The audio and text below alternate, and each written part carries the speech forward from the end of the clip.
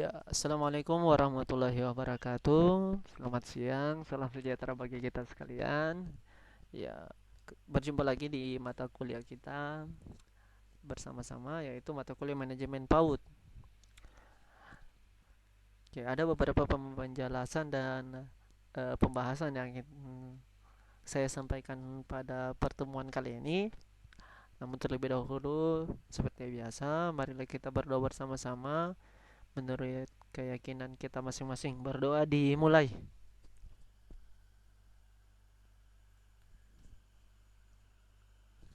Amin. Selesai. Oke, terima kasih teman-teman atas kesempatan dan waktunya. Langsung saja pada mata kuliah manajemen PAUD kita akan membahas tentang manajemen pendidikan anak usia dini. Ya, manajemen adalah ilmu dan seni mengatur proses pemanfaatan sumber daya manusia dan sumber-sumber lainnya secara efektif dan efisien untuk mencapai suatu tujuan tertentu. Oke, ya dengan demikian hakikatnya manajemen itu merupakan suatu proses yang menggunakan metode ilmu dan seni untuk menerapkan fungsi-fungsi manajemen, yakni ya perencanaan, pengorganisasian, pelaksanaan dan pengendalian. Ya, manajemen adalah suatu proses yang terdiri dari perencanaan, pengorganisasian, pelaksanaan, dan pengawasan yang dilakukan untuk menentukan dan mencapai tujuan dengan menggunakan sumber manusia dan sumber lainnya.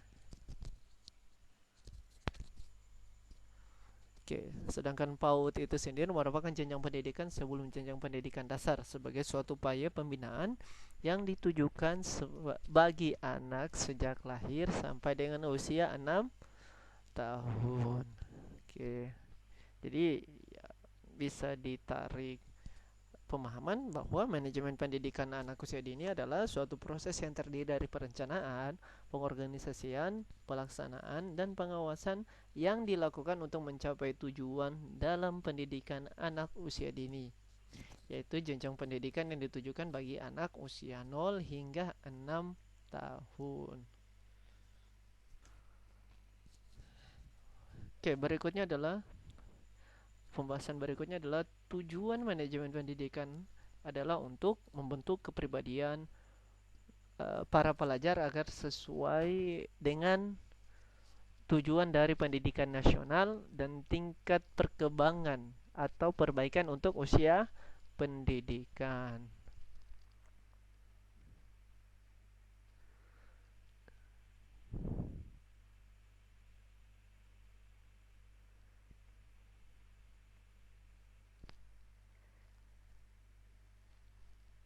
Oke, manajemen pendidikan anak usia dini adalah untuk memaksimalkan usaha dalam membentuk kepribadian anak usia dini sesuai dengan tingkat perkembangan baik jasmani maupun rohani. Ya, kenapa pemahamannya seperti itu? Ya, karena eh, kita ketahui bahwa pendidikan anak usia dini itu bertujuan untuk memberikan rangsangan pendidikan untuk membantu pertumbuhan dan perkembangan jasmani serta rohani agar anak memiliki kesiapan dalam memasuki jenjang pendidikan lebih lanjut. Oke, berikutnya adalah manajemen memiliki beberapa fungsi. Yakni yang pertama adalah perencanaan. Oke, perencanaan sebagai salah satu fungsi manajemen itu merupakan suatu proses pengambilan keputusan dari sejumlah pilihan yang akan dilaksanakan pada masa yang akan datang dan harus ada sebelum kegiatan berlangsung. Itu perencanaan atau planning ya. Yang kedua adalah pengorganisasian atau organizing. Ya, pengorganisasian merupakan proses berbagi kerja ke dalam tugas-tugas kecil, membebankan tugas-tugas itu kepada orang yang sesuai dengan kemampuannya, mengalokasikan sumber daya, serta mengkoordinasikannya dengan dalam rangka efektivitas pencapaian tujuan organisasi. Itu ya. Yang ketiga adalah pelaksanaan atau actualing, itu merupakan suatu tindakan atau pelaksanaan dari sebuah rencana yang sudah disusun secara matang dan terperinci. Oke, pelaksanaan ini dilakukan apabila perencanaan sudah dianggap siap. Dan yang terakhir adalah pengendalian atau controlling. Ini usaha menentukan apa yang sedang dilaksanakan dengan cara menilai hasil atau prestasi, dan kalau terdapat penyimpangan dari standar yang telah ditentukan, maka segera akan diadakan usaha perbaikan sehingga hasil atau prestasi yang dicapai sesuai dengan rencana.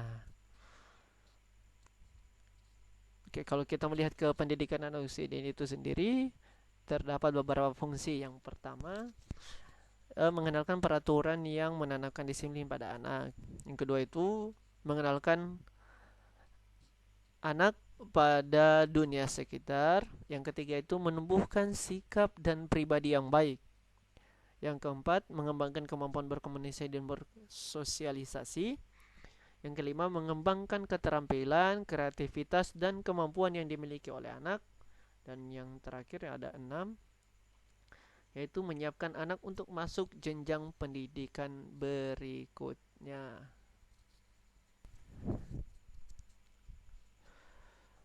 Ya, adapun fungsi-fungsi pendidikan yang disentralisasikan ke sekolah, atau dalam hal ini pemberian wewenang oleh pemerintah pusat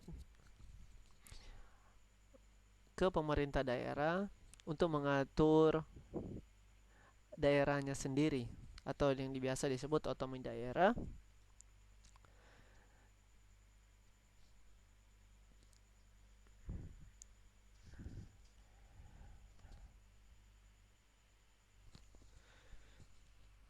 Yakni terbagi dalam fungsi input, proses, dan output.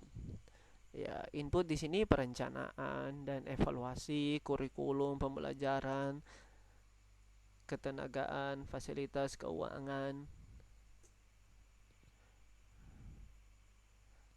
kepeserta didikan, hubungan sekolah masyarakat, dan iklim sekolah. Itu yang menjadi input. Kemudian yang menjadi proses adalah ya proses belajar mengajar itu sendiri. Dan yang output terakhir adalah prestasi peserta didik. Oke, kepekaan melihat kondisi global yang bergulir dan peluang masa depan menjadi modal utama untuk mengadakan perubahan dalam manajemen pendidikan.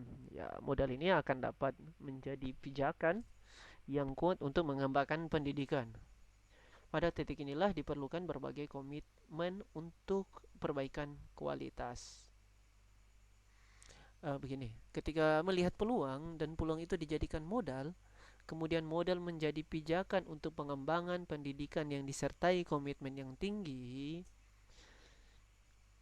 maka secara otomatis akan terjadi sebuah efek domino atau efek positif dalam pengelolaan organisasi, strategi, sumber daya manusia, pendidikan dan pengajaran, biaya, ya, serta marketing pendidikan. Ya, ada yang disebut point education change atau perubahan pendidikan.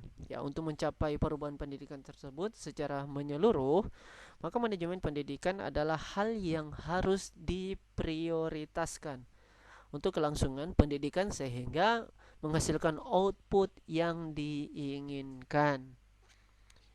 Ya, walaupun masih terdapat institusi pendidikan yang belum memiliki manajemen yang bagus dalam pengelolaan pendidikannya, ya manajemen yang digunakan masih konvensional, ya sehingga kurang bisa menjawab tantangan zaman dan terkesan tertinggal dari modernitas.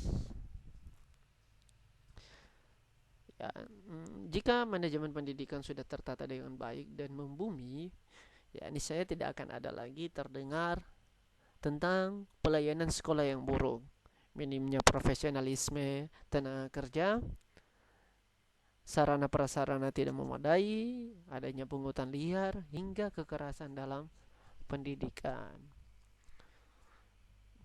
Ya, manajemen dalam sebuah organisasi pada dasarnya dimaksudkan sebagai suatu proses atau aktivitas penentuan dan pencapaian tujuan organisasi melalui pelaksanaan 4 fungsi dasar. Ini pencapaian tujuan organisasi itu melalui pelaksanaan 4 fungsi dasar. Yang tadi adalah planning, organizing, actualing, dan controlling. Dalam penggunaannya, dalam penggunaan sumber daya organisasi. Ya, karena itu aplikasi manajemen organisasi hakikatnya adalah ya juga amal perbuatan sumber daya manusia organisasi yang bersangkutan.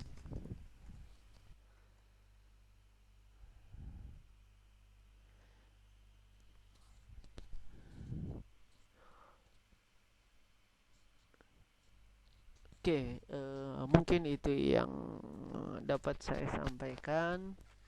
Lebih dan kurangnya mohon maaf. Kita tutup perkuliahan ini, atau kita tutup materi ini dengan berdoa bersama-sama. Berdoa dimulai.